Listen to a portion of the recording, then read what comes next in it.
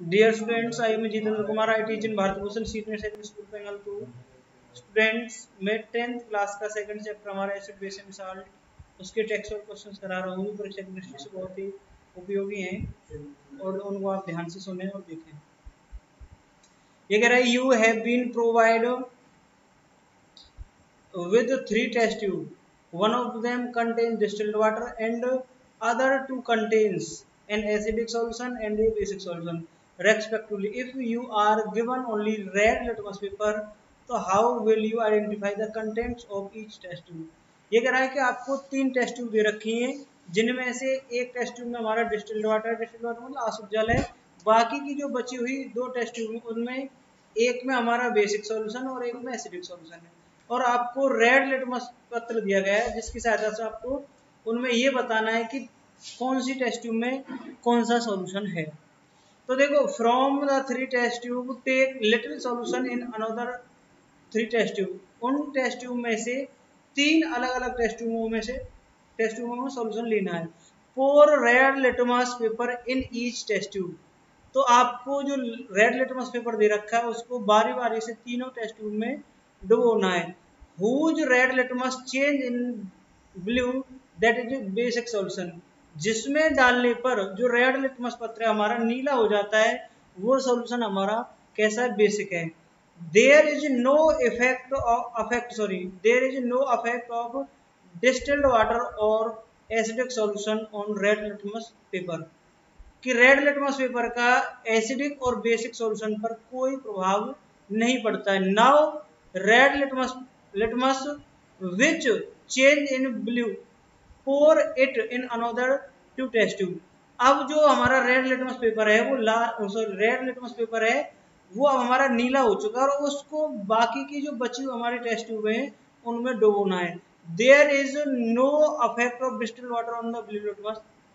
तो blue litmus पत्र पर डिस्टिल्ड वाटर में कोई प्रभाव नहीं पड़ता। Where is the rest is acidic solution which basic solution because it again change the blue litmus in red. क्योंकि जो बचा हुआ जो सॉल्यूशन है वो हमारा एसिडिक सॉल्यूशन है, क्योंकि उसमें जो हमारा ब्लू लिटमस पत्र है वो कैसा हो जाएगा, रेड हो जाएगा। तो अगला क्वेश्चन हमारा अगला कह रहा है कि why should curd and sour substance not be kept in brass and copper vessels. कि हमें खट्टे दही एवं खट्टे पदार्थों को ब्रास और कॉपर के बर्तनों में नहीं रखना चाहिए। क्यों? Curd and sour substance contain organic acid. इनमें क्या होता है, ऑर्गेनिक एसिड होता है। These acid react with metal like copper zinc. और जो ब्रास है हमारा वो किसका है, Cu+Zn का वो होता है हमारा मिक्सचर। तो फॉर्मिंग देयर कंपाउंड, और ये क्या बनाते हैं कि ये जो एसिड होते हैं ये हमारे कॉपर जिंक आदि धातु के साथ क्रिया करके कंपाउंड बनाते हैं। These compounds specially that of copper metal are poisonous. ये जो होते हैं ये हमारे कैसे होते हैं, विषैले होते हैं। ये कंपाउंड्स जो बनते हैं इनके साथ रिएक्ट करने पर जो कंपाउंड्स बनते हैं वो कैसे होते हैं, हमारे विषैले होते हैं।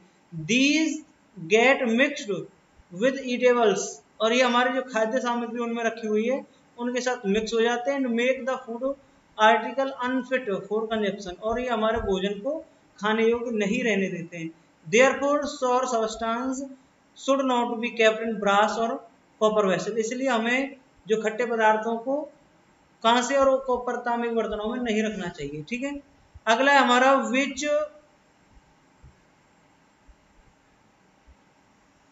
which gas is usually liberated when an acid react with metal। ये कह रहा है कि मेटल जो होती है जब किसी एसिड के साथ रिएक्ट करती है तो कौन सी गैस निकलती है। इलस्ट्रेट विद एन एग्जांपल, इसको आप एग्जांपल की सहायता से दर्शाना बताना है। How will you test for the presence of this gas. इसकी जांच के लिए आप किस प्रकार से टेस्ट करोगे। तो ये कह रहा है when an acid react with metal तो हाइड्रोजन गैस इज लिबरेटेड। जब भी कोई भी हमारी मेटल एसिड के साथ रिएक्ट करते तो हाइड्रोजन गैस निकलती है। एग्जांपल में हमारा Zn प्लस में HCl। Zn हमारा मेटल है, जिंक HCl हाइड्रोक्लोरिक एसिड है, तो रिएक्ट करेगा ZnCl2 बनेगा, प्लस में हाइड्रोजन गैस निकलेगी। टेस्टिंग बता रहा है the presence of H2 gas is tested by taking a burning matchsticks. Near the gas, कि इस गैस के पास आपको एक जलती हुई माचिस की तीली लेकर जानी है। दिस गैस इज कम्बिस्टाइल, ये गैस कैसी हमारी ज्वलनशील है। It Burns with A pop sound, और एक हमारी पॉप की ध्वनि के साथ जलती है। इससे हमें पता चल जाता है कि हमारे हाइड्रोजन गैस है। अगला हमारा मेटल कंपाउंड ए, कोई हमारा मेटल कंपाउंड है A, react with dilute hydrochloric acid to produce effervescence, ठीक है, बुध पदार्थ की ध्वनि उत्पन्न करता है रिएक्ट करने पर। तो the gas evolve extinguishes a burning candle, और ये जो गैस निकलती है वो हमारी जलती हुई मोमबत्ती को बुझा देती है, ठीक है। Right a balance chemical equation for the reaction, और रिएक्शन के लिए आपको केमिकल इक्वेशन लिखनी है। If one of the compound formed is calcium chloride, और जो हमारे इनमें जो कंपाउंड बनता है उनमें से एक कंपाउंड हमारा कैल्शियम क्लोराइड है, ठीक है। देखो अब ये क्या है कि हमारा हाइड्रोजन वो कार्बन डाइऑक्साइड गैस निकल रही है, तो ये metal compound A is either calcium carbonate CaCO3 और कैल्शियम हाइड्रोजन कार्बोनेट, क्योंकि इन्हीं से हमारे कोई भी जब एसिड रिएक्ट करता है तो कार्बन डाइऑक्साइड गैस निकालता है, ठीक है। अब इसके लिए हमारा ये करना है कैल्शियम हाइड्रोजन कार्बोनेट CaHCO3 का ऑल्टो एस, on reacting hydrochloric acid it produce carbon dioxide gas which is known to extinguish fire, जो आग बुझाने के काम आती है हमारी, जिसको आग बुझाने के नाम से जाना जाता है। तो अब ये कह रहा है कि CaCO3 कैल्शियम कार्बोनेट है, HCl के साथ रिएक्ट करेगा, क्या बनेगा CaCl2 प्लस में CO2 प्लस में H2O। तो हमारा क्या है कि कोई भी हमारा मेटल कार्बोनेट या मेटल हाइड्रोजन कार्बोनेट एसिड के साथ रिएक्ट करने पर कार्बन डाइऑक्साइड गैस लिबरेट करता है, निकालता है।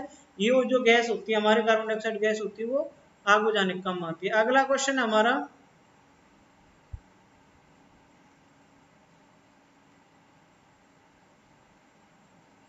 why do HCl, HNO3 etc show acidic character in aqueous solution while the solution of compound like alcohol and glucose do not show the acidic character। ये कह रहा है कि HCl हाइड्रोक्लोरिक एसिड और HNO3 एसिडिक करेक्टर शो करते हैं aqua solution. Aqua solution का मतलब होता है जलीय विलयन, जब हम इनको जल में घोलते हैं तो ये हमारा एसिडिक करेक्टर शो करते हैं, जबकि जो कंपाउंड हमारे लाइक जैसे एल्कोहल और glucose do not show acidic character, जबकि जो एल्कोहल और ग्लूकोज ऐसा नहीं करते। क्यों? ये कह रहा है कि देखो HCl and HNO3 are mineral acid, ये क्या है? मिनरल एसिड है, इनको हम इनऑर्गेनिक एसिड भी बोलते हैं। HCl मींस हाइड्रोक्लोरिक एसिड और HNO3 means nitric acid are mineral acid. When dissolve in water, जब इनको पानी में घोला जाता है तो they ionise to produce H+ ion, तो ये पानी में घुलने पर कैसा आयन प्रोड्यूस करते हैं? H+ आयन प्रोड्यूस करते हैं। और H3O positive ions, they show acidic character due to presence of these ions in their aqua solution. इनका जो एक्वा सॉल्यूशन होता है इनमें हमारे H+ या H3O पॉजिटिव आयन की वजह से ही ये हमारा एसिडिक कैरेक्टर शो करते हैं। अब ये एग्जांपल में दे रखा है HCl है, एक्वा सॉल्यूशन है, तो ये डिसोसिएट होकर क्या देगा? H3O पॉजिटिव प्लस में Cl माइनस, ठीक है। ऐसे हमारा HNO3 H3O पॉजिटिव प्लस में NO3 माइनस। तो but alcohol and glucose are organic covalent compound, ये कैसे कंपाउंड हमारे? कोवलेंट कंपाउंड है, विच डिसॉल्व इन वाटर, तो they fail to give H+ ion, so they do not show acidic character. देखो हमारा acidic character जो होता है वो किस चीज पर डिपेंड करता है? वो हमारा डिपेंड करता है H+ आयन पर। जितने ज्यादा H+ आयन रहेंगे उतना ही एसिडिक कैरेक्टर ज्यादा रहेगा। ये इसमें हमारे एल्कोहल और ग्लूकोज एसिडिक कैरेक्टर शो नहीं करते। क्यों? क्योंकि ये हमारे पानी में घुलने पर H+ आयंस नहीं देते हैं। अगला क्वेश्चन है why does N aqua solution of acid conduct electricity. ये कह रहा है कि कोई भी aqua solution of acid, acid का एक्वा सॉल्यूशन, जब हम किसी एसिड को पानी में घोलते हैं जो सॉल्यूशन बनता है एक्वा सॉल्यूशन होता है, वो इलेक्ट्रिसिटी को कंडक्ट करता है। क्यों? देखो in aqua solution in acid ionise to produce ions, कि ये कह रहा है कि जो एसिड होता है इसमें जब हम पानी में घोलते हैं तो ये आयंस प्रोड्यूस करता है। फॉर एग्जांपल हमारा H2SO4 सल्फ्यूरिक एसिड है, जब पानी में घोलेंगे तो क्या देगा? H3O पॉजिटिव प्लस में SO4 2 माइनस।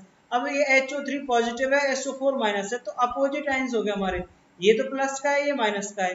तो presence of these ions cations as well as anions, cation और एनायंस की वजह से make their aqua solution conduct electricity, ठीक है। अपोजिट आयंस की वजह से, एनायंस और कैटायन की वजह से जो सॉल्यूशन है हमारा इलेक्ट्रिसिटी को कंडक्ट करता है। अगला क्वेश्चन है हमारा, why does dry HCl gas not change the color of dry litmus paper? ये कह रहा है हमारी ड्राई HCl गैस है, ड्राई लिटमस पेपर का कलर क्यों नहीं चेंज करती है? देखो हमारा जो HCl है वो हाइड्रोक्लोरिक, अगर एक्वस में तो हाइड्रोक्लोरिक एसिड होगा, अगर HCl है खाली तो हमारा गैसियस फॉर्म में होता है। एसिडिक करेक्टर केवल हमारा कब शो करता है? जब वो हमारा आयंस प्रोड्यूस करता है, और आयंस के लिए हमारा वाटर होना बहुत ही आवश्यक है। तो dry HCl gas do not change the colour of dry litmus paper because for the ionisation या डिसोसिएशन, इनके हमारे आयनाइजेशन या डिसोसिएशन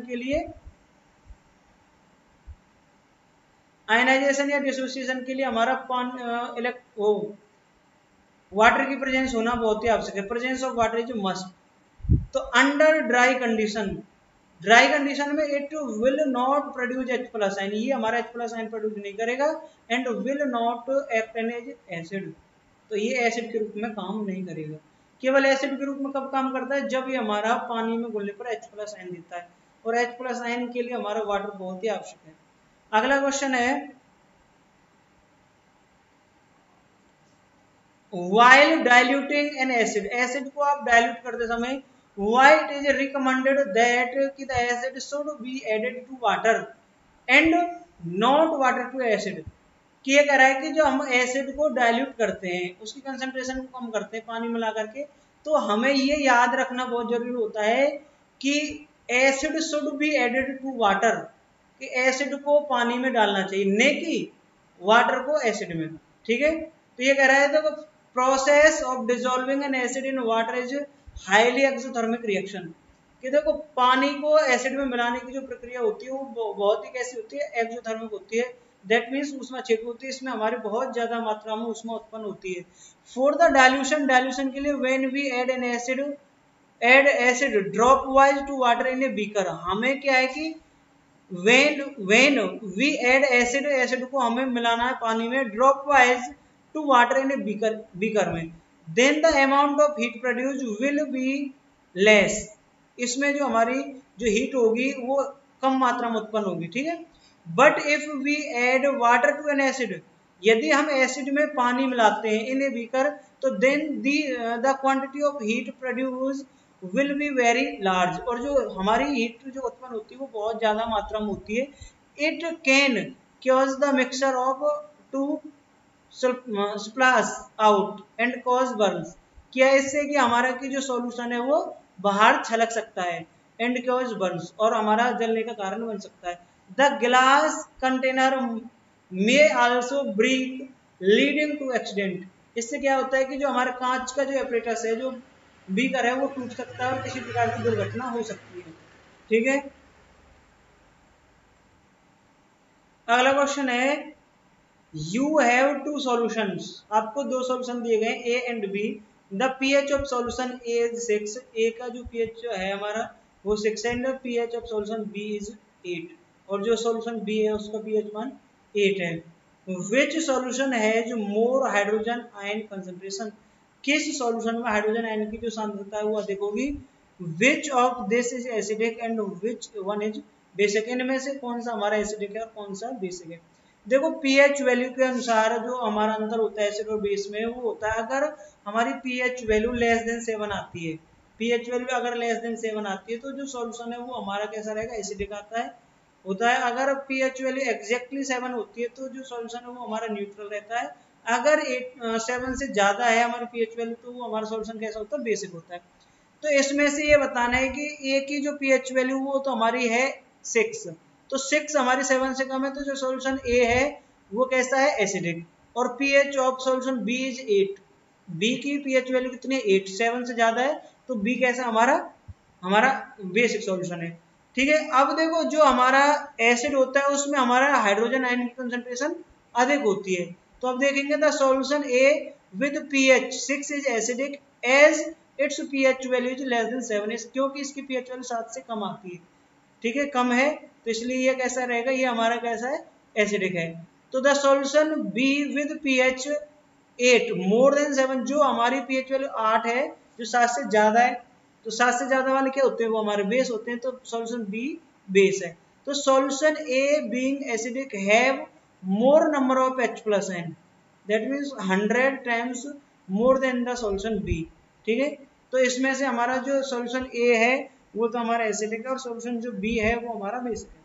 तो अगला है हमारा, नेक्स्ट है, what effect does the concentration of H plus ions aqueous ions have on nature of the solution। ये कह रहा है कि जो हमारा H प्लस आयन की कंसंट्रेशन का उस सॉल्यूशन के नेचर पर क्या प्रभाव पड़ता है, उसकी प्रकृति पर क्या प्रभाव पड़ता है। अगर देखो हमारा H प्लस आयन ज्यादा मात्रा में है उसके अंदर, सॉल्यूशन के अंदर, तो जो सॉल्यूशन है वो हमारा एसिडिक हो जाता है। अगर H प्लस आयन कम मात्रा में है तो हमारा कैसा हो जाएगा, वीक एसिड हो जाएगा। ठीक है, तो यही कह रहा है कि presence of H plus ion makes the solution acidic, कि जो H प्लस आयन की जो कंसंट्रेशन है, सॉरी H प्लस आयन का जो प्रेजेंस है, H प्लस आयन जो ज्यादा मात्रा में, तो सॉल्यूशन कैसा हो जाएगा हमारा एसिडिक।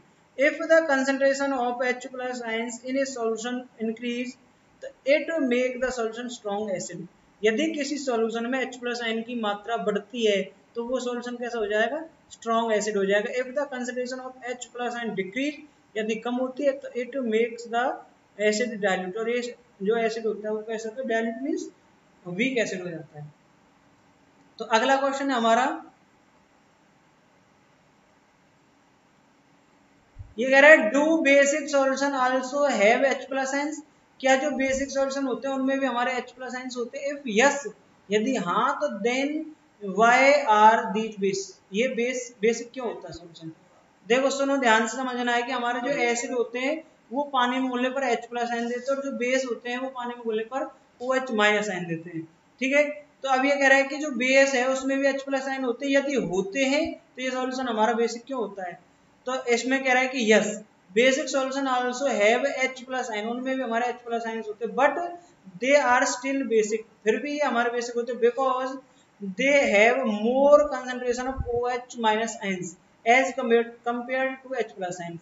क्यों होते हैं हमारे बेसिक, क्योंकि इनमें जो हमारे OH माइनस आयंस हैं उनकी कंसंट्रेशन ज्यादा होती है H प्लस आयन की अपेक्षा।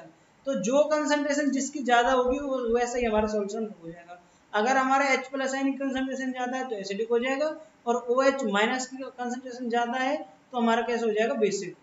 तो ए solution become neutral if the number of H plus and OH minus ions is equal. यदि हमारे किसी सॉल्यूशन में H प्लस आयन और OH minus ion equal number में हो जाते हैं तो वो कैसा हो जाएगा, हमारा न्यूट्रल हो जाएगा। ठीक है, अगला क्वेश्चन है हमारा, under what soil conditions do you think a farmer would treat the soil of his field with quicklime.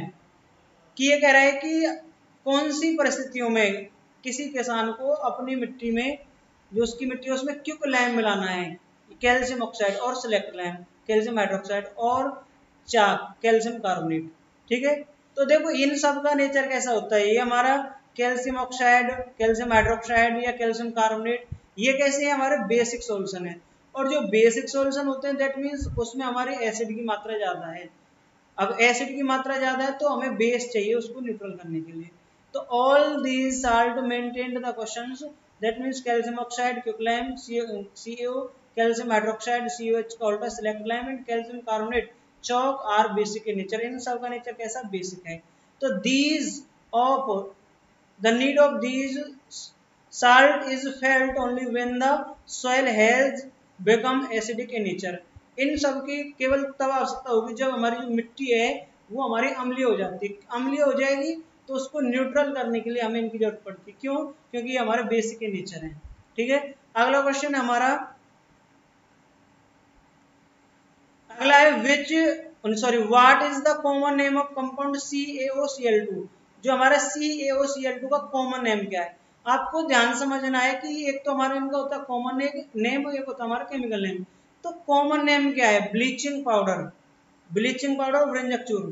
Bleaching powder is the common name of calcium oxochloride CaOCl2। ठीक है, और कैल्शियम ऑक्सोक्लोराइड केमिकल नेम इसका। अगला question है name the substance which on treatment with chlorine yield bleaching powder. तो ये कह रहा है कि हमें उस पदार्थ का नाम बताना है जो हमारा क्लोरीन के साथ रिएक्ट करने पर हमारा ब्लीचिंग पाउडर देता है। तो कैल्शियम हाइड्रोक्साइड CaOH का होल ट्वाइस सिलेक्ट लैम। अगला क्वेश्चन है name the sodium compound which is used for softening the hard water. हमें सोडियम कंपाउंड का नाम बताना है जिसका उपयोग पानी को मृदु करने के काम में आता है। कठोर पानी है उसको सही मीठा पानी कन्वर्ट करने के लिए आता है। तो ये कह रहा है calcium carbonate Na2CO3 10H2 that means ये वॉशिंग सोडा है हमारा।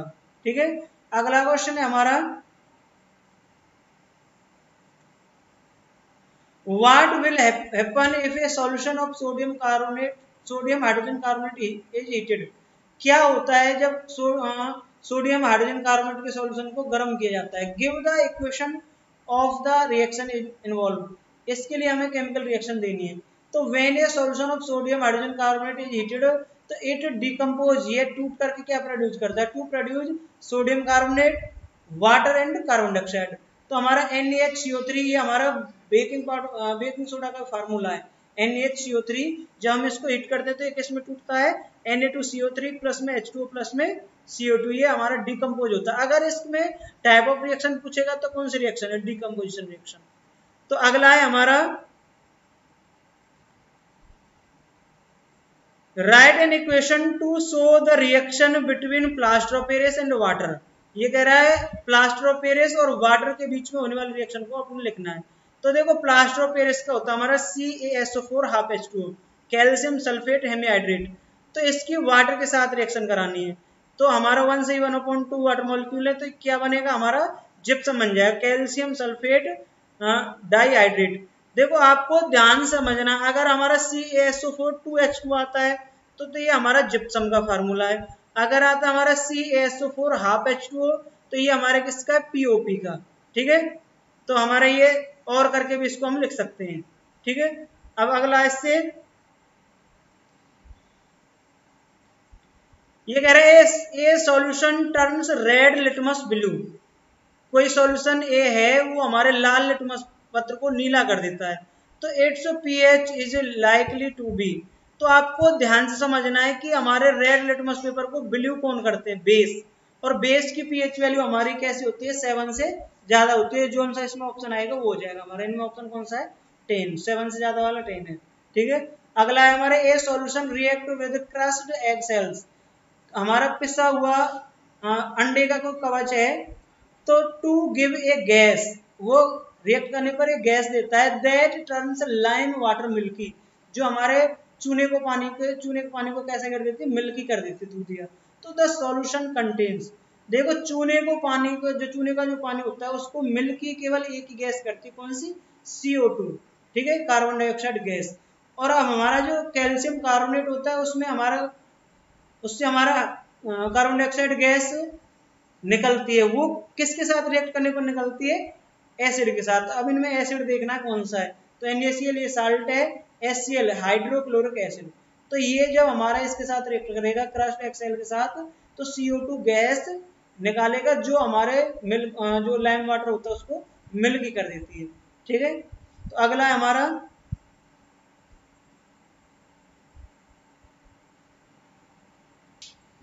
अगला क्वेश्चन है हमारा why does distilled water not conduct electricity. जो हमारा डिस्टिल्ड वाटर दैट मींस आश्रित जो जल होता है वो इलेक्ट्रिसिटी कंडक्ट नहीं करता। Where is rain water does, जबकि जो वर्षा का जल होता है वो करता है। तो distilled water does not conduct electricity because it is a covalent compound. ये हमारा कोवलेंट कंपाउंड है एंड डज नॉट आयनाइज, और ये हमारा आयनाइज नहीं होता है। तो absence of ions make the distilled water a bad conductor of electricity. जो हमारा डिस्टिल्ड वाटर है उनमें आयंस की अनुपस्थिति उसको कैसा बनाती है, बैड कंडक्टर ऑफ इलेक्ट्रिसिटी। जबकि जो rain water contain so many acidic gas, उसमें हमारी बहुत सारी एसिडिक गैस होती है, जैसे SO2 है, CO2, NO2। तो एज इम्प्योरिटीज के रूप में होती है। Solution of these gases can cause ionisation of the water.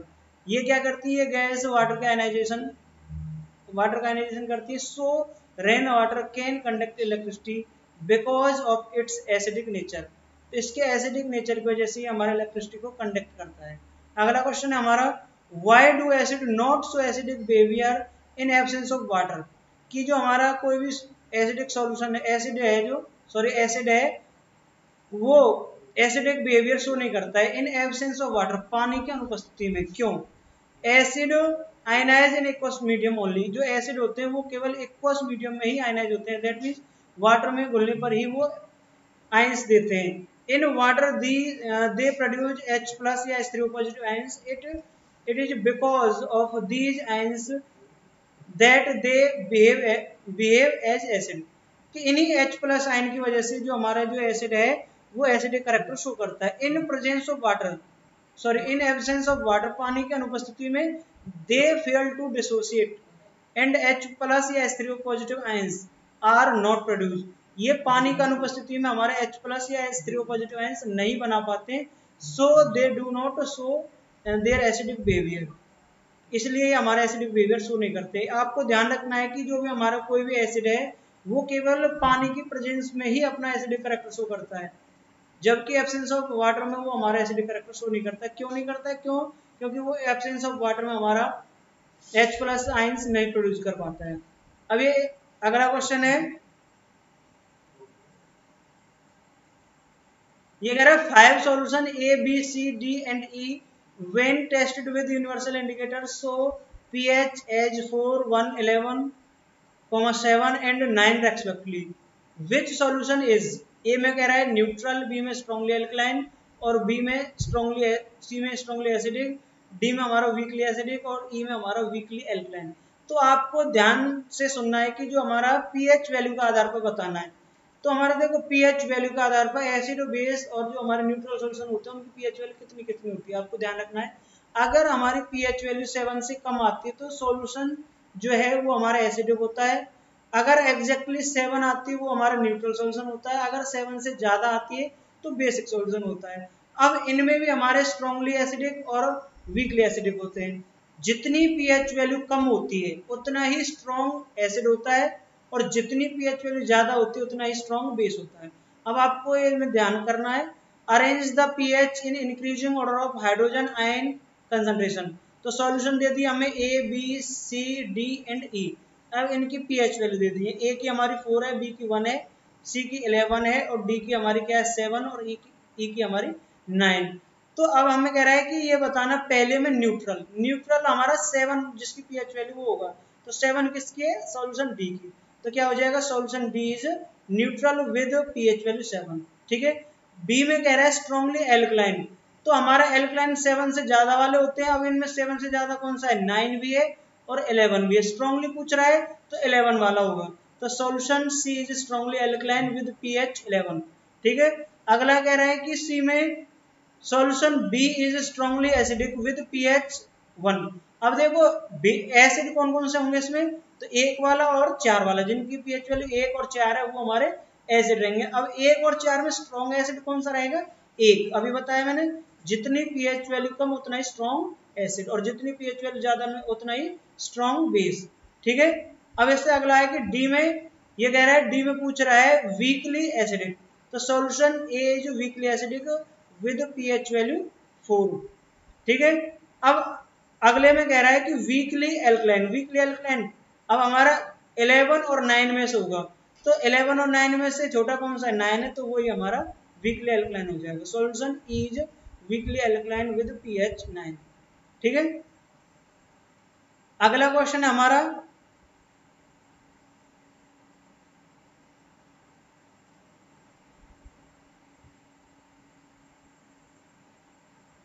Common salt NaCl is raw material for which substance. जो NaCl होता है वो कौन कौन से सब्सटेंस के लिए हमारे कच्ची सामग्री के रूप में यूज किया जाता है, प्रयोग किया जाता है।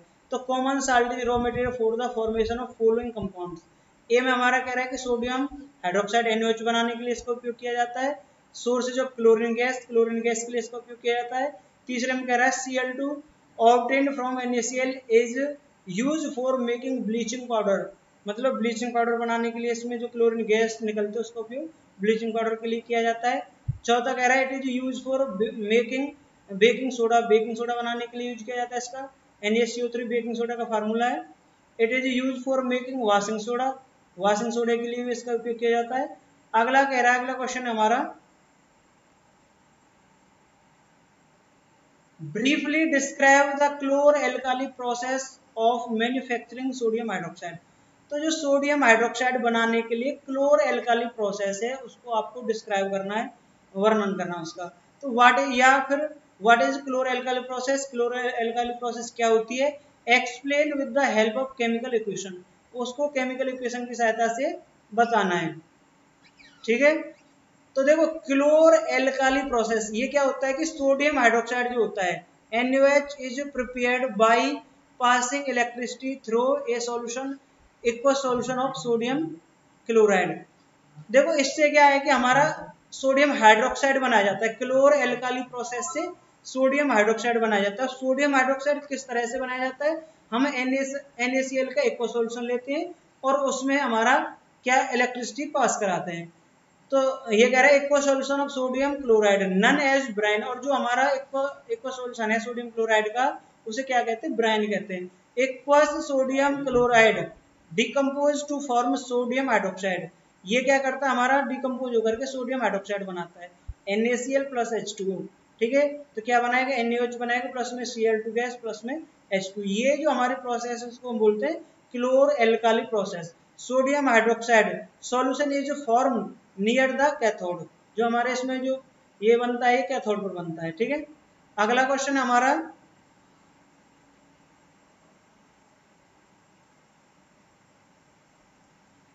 अगला है what are acid base indicators. Acid base मतलब अम्ल और क्षार सूचक क्या होते हैं? From where litmus is obtained, और लिटमस जो होता है वो कहां से निकाला जाता है या बनाया जाता है? The red cabbage, turmeric, coloured petals of flower like hydrangea, petunia etc indicates the acid and basic nature of solution. ये क्या करते हैं? हमारे एसिडिक या बेसिक सॉल्यूशन जो होता है उसके नेचर को बताते हैं। Therefore these are called acid base indicators, इसलिए इनको क्या कहा जाता है?